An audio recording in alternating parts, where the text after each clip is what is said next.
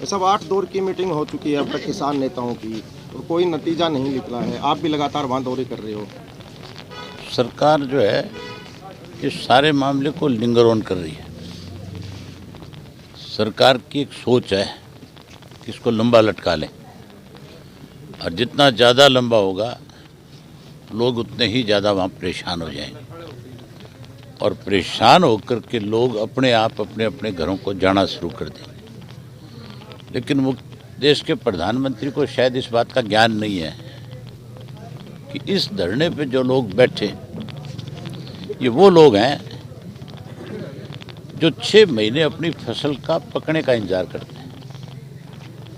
एक बार खेत में जाकर के बिजाई करने के बाद लगातार 6 महीने उसको अपने बच्चों से भी ज़्यादा समय दे करके तैयार करते हैं और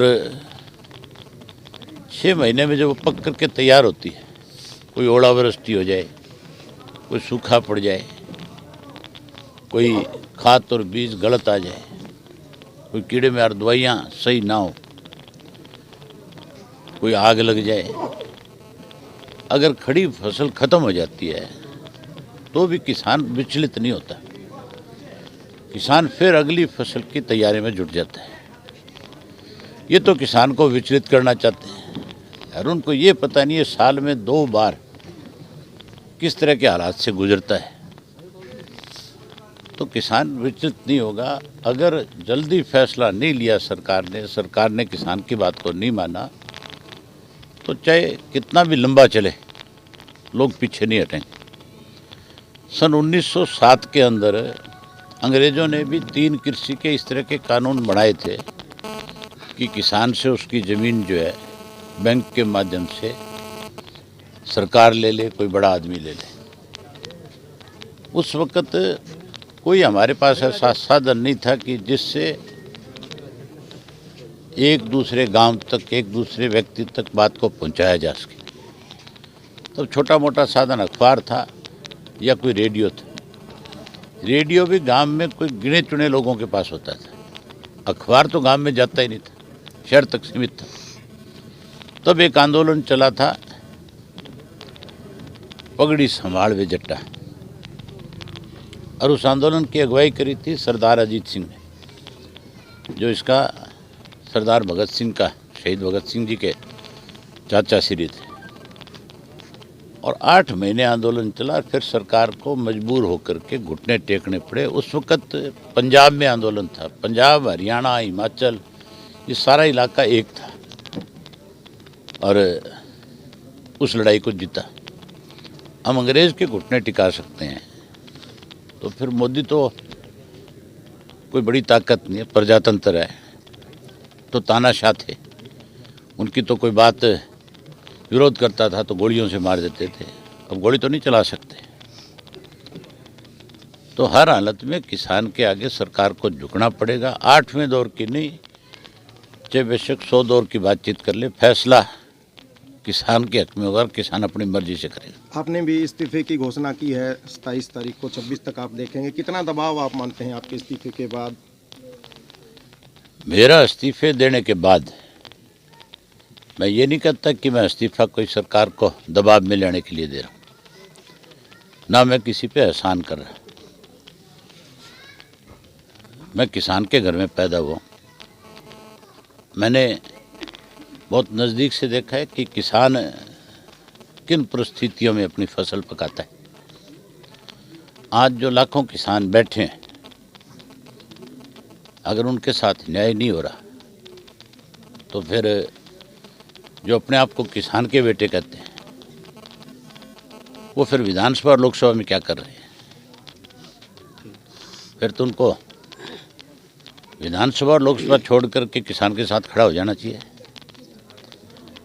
और जो कोई किसान के नाम पर कलंक है, जो बात किसान की करते हैं और किसान से धोखा कर रहे हैं, लोग आने वाले समय में उनको सबक सिखा देंगे। 2 दिन पहले जेजेपी संरक्षक हैं और गठबंधन सरकार में शामिल हैं अजय चौटाला का बयान है कि अब किसानों को भी पीछे हटना चाहिए, सरकार पीछे हट रही है, कानून वापस नहीं होते, संशोधन करवा लो, इस तरह का बयान।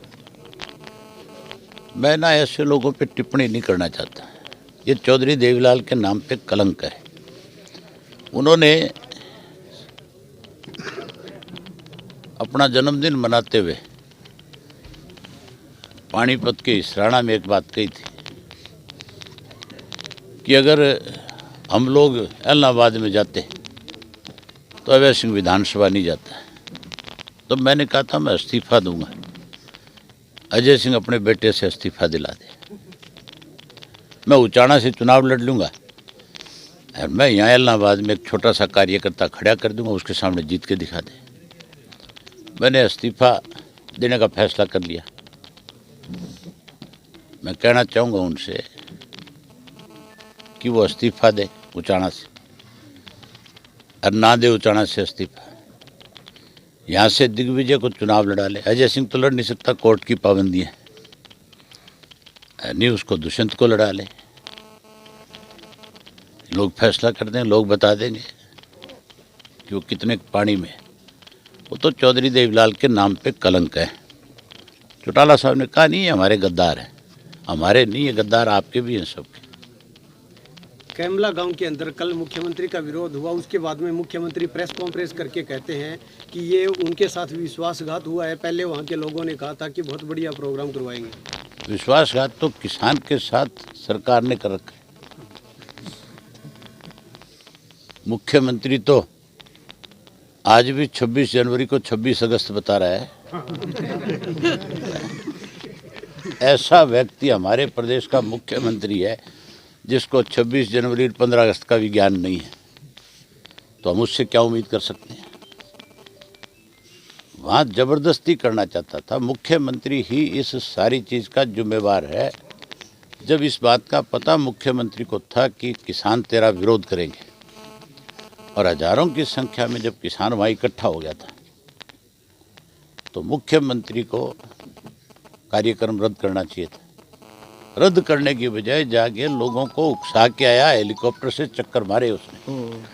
क्या दिखाने गया था हेलीकॉप्टर लेके? ये दिखाने गया था क्या भी मैं तुम्हारे सिर पे घूम रहा हूँ? फिर उतारा क्यों नहीं? उसका मकसद था मुख्यमंत्री का कि मैं अगर ऊपर जा कर के राउंड लगाऊंगा तो उससे लोग और ज़्यादा भड़केंगे और उससे फिर पुलिस और लोगों में टकराव होगा। वो तो हालात ख़राब करना चाहता है प्रदेश के। मुख्यमंत्री की जिम्मेवारी प्रदेश के हालात को ठीक रखना है, ना कि खराब करना। ये तो मुख्यमंत्री स्वयं दोषी है कल वाले कार्यक्रम के लिए कि इस तरह से जा कर के लोगों को उकसाने के लिए उसने हेलीकॉप्टर से चक्कर लगाए। इसलिए मुख्यमंत्री के खिलाफ मुकदमे दर्ज होना चाहिए, आपराधिक मामला होना चाहिए। भी तैने प्रदेश में हालात ख़राब करने के लिए जानबूझ करके प्रोग्राम रखा और जानबूझ करके वहाँ जा कर के चक्कर लगाए। ठीक है। अब ग्रामीण दौरे पे हैं, क्या कुछ विश्वास लेने के लिए आप ग्रामीणों से मिल रहे हैं? निर्माण गांव में देखा नहीं आपने? अभी बच्चे ने मुझे ये कहा कि आप इस्तीफा दो, हम आपके साथ हैं, इस लड़ाई को और मजबूती से लड़ेंगे। ठीक है जी, धन्यवाद।